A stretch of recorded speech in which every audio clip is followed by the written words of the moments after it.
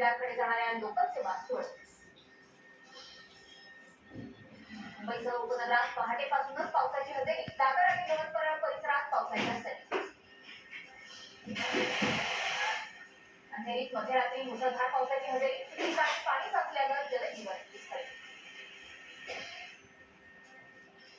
भिवंडी रात्रभर मुसळधार पाऊस. अनेक ठिकाणी गुडघाभर पाणी साचलं. भाजी मार्केट, नजराणा सर्कल, तीनबत्ती, शिवाजी चौक परिसर जलमय. मुंबईतील अनेक भागात पावसाची संततधार. सायन परिसर जलमय. ठिकठिकाणी पाणी साचलं. भायखळा परिसरात जोरदार पावसाची हजेरी. सकल भागात पाणी साचण्यास सुरुवात. मुंबईकरांची तहान लागणाऱ्या 7 धरणांच्या पाणलोट क्षेत्रात दमदार पाऊस. धरणातील पाणीसाठा 25%वर. आता बघणार आहोत महत्त्वाच्या 9 राजकीय बातम्या.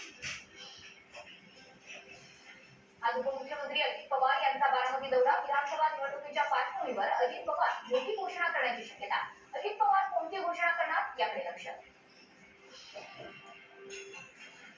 अजित पवारांविरोधात 7 कारखाने कोर्टात. शिखर बँक घोटाळा क्लीन चिटला आव्हान देणाऱ्या निषेध याचिका दाखल. अजित पवारांच्या चिंतेत वाढ व्हायची शक्यता. 19 तारखेला महायुती सरकारला आमच्या मागण्यांचं निवेदन देणार. त्यांनी मागण्या केल्या तर माझी विधानसभा निवडणुकीतून माघार. आमदार बच्चू कडू यांचं मोठं विधान.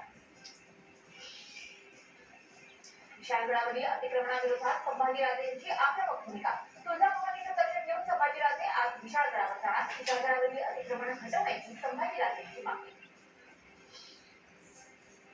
विधान परिषद निवडणुकीत महाविकास आघाडीची 8 तर काँग्रेसची 7 मतं होती. कुठलेल्या आमदारांना विधानसभेला संधी देण्याचा महायुतीचा शब्द. सूत्रांची माहिती. तर कुठलेल्या आमदारांवर काँग्रेस कारवाईच्या तयारी.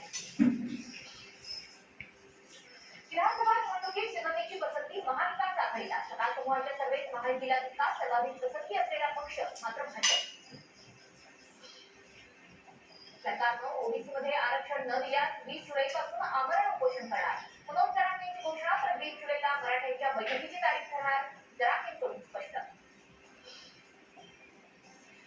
मराठा समाजाला समजलं सत्ताधारी आणि विरोधक आपल्या कामाचे नाही. 288 उमेदवार पडल्यास शिंदे फडणवीसांना पश्चाताप करण्यापासून पर्याय नाही. मनोज जरांगेंचा सरकारवर निशाणा.